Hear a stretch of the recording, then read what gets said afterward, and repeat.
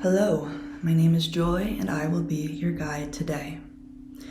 Today I will be reading chapter 4 from Neville Goddard's book, At Your Command, from 1939. Let us begin.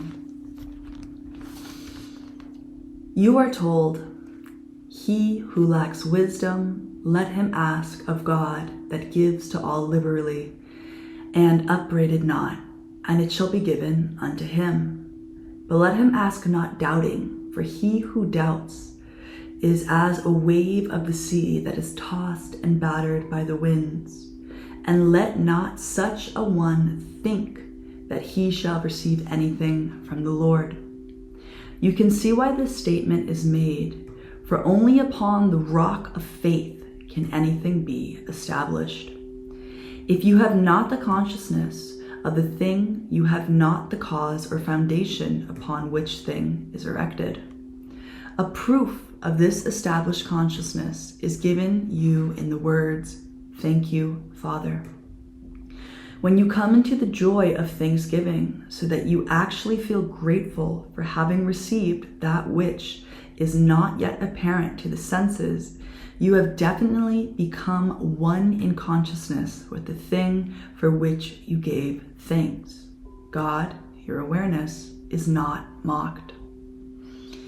You are ever receiving that which you are aware of being, and no man gives thanks for something which he has not yet received. "Thank you, Father," is not, as it is used by many today, a sort of magical formula. You need never utter aloud the words, "Thank you, Father." In applying this principle, as you rise in consciousness to the point where you are really grateful and happy for having received the thing desired, you automatically rejoice and give thanks inwardly. You have already accepted the gift, which was but a desire before you rose in consciousness, and your faith is now the substance that shall clothe your desire. This rising in consciousness is the spiritual marriage, where two shall agree upon one thing, and their likeness or image is established on earth.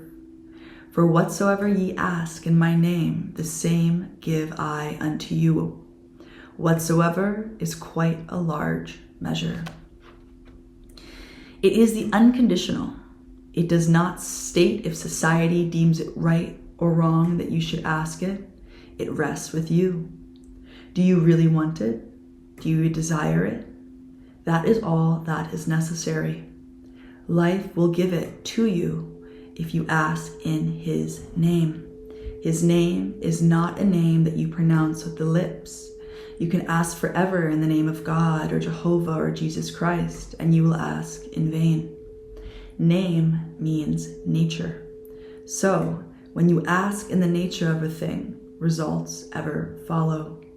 To ask in the name is to rise in consciousness and become one in nature with the thing desired. Rise in consciousness to the nature of the thing, and you will become that thing in expression. Therefore, what things soever ye desire, when ye pray, believe that ye receive them, and ye shall receive them. Praying, as we have shown you before, is recognition. The injunction to believe that ye receive is first person, present tense. This means that you must be in the nature of things asked before you can receive them. To get into the nature easily, general amnesty is necessary. We are told, "Forgive if ye have taught against any." We are told, "Forgive if ye have aught against any, that your Father also, which is in heaven, may forgive you. But if ye forgive not, neither will your Father forgive you." This may seem to be some personal God who is pleased or displeased with your actions, but this is not the case.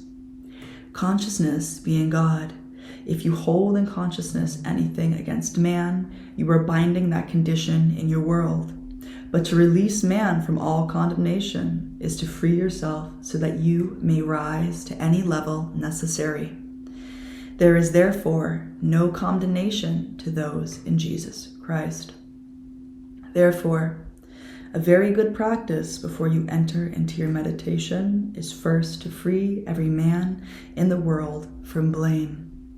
For law is never violated, and you can rest confidently in the knowledge that every man's conception of himself is going to be his reward.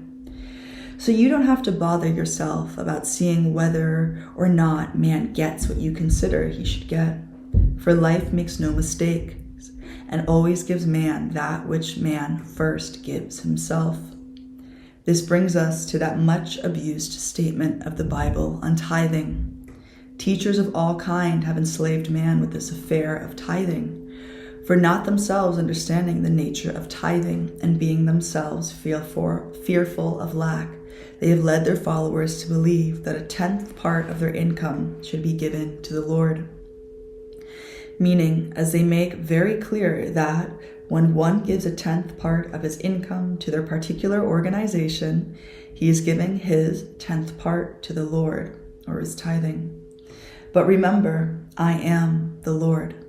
Your awareness of being is the God that you give to, and you ever give in this manner.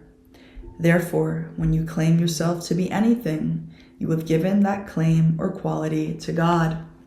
And your awareness of being, which is no respecter of persons, will continue to you pressed down, shaken to others, and running over with that quality or attribute which you claim for yourself. Awareness of being is nothing that you could ever name. To claim God to be rich, to be great, to be loved, to be all-wise is to define that which cannot be defined. For God is nothing that could never be named.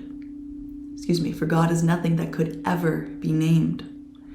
Tithing is necessary, and you do tithe with God. But from now on, give to the only God and see to it that you give him the quality that you desire as a man to express by claiming yourself to be the great, the wealthy, the loving, and all-wise. Do not speculate as to how you shall express these qualities or claims, for life has a way that you, as man, know not of. Its ways are past finding out, but I assure you the day you claim these qualities to the point of conviction, your claims will be honored. There is nothing covered that shall not be uncovered. That which is spoken in secret shall be proclaimed from the housetops. That is, your secret convictions of yourself, these secret claims that no man knows of, when really believed, will be shouted from the housetops in your world. For your convictions of yourself are the words of the God within you, which words are spirit and cannot return unto you void, but must accomplish where unto you they are sent. You are at this moment calling out of the infinite that which you are now conscious of being, and not one word or conviction will fail to find you. This concludes Chapter 4 of Neville Goddard's book, At Your Command, from 1939. I look forward to hearing from you all. Any resignation, any observations, comments, concerns, success stories, epiphanies that might have come to you while this reading took place, or not while this reading took place, outside of this reading. I trust that if you enjoyed the content, if you enjoyed this chapter, you will like and subscribe. If you found it beneficial, please feel free to share it with someone who also may find this beneficial. And I look forward to speaking with you in the comment section below.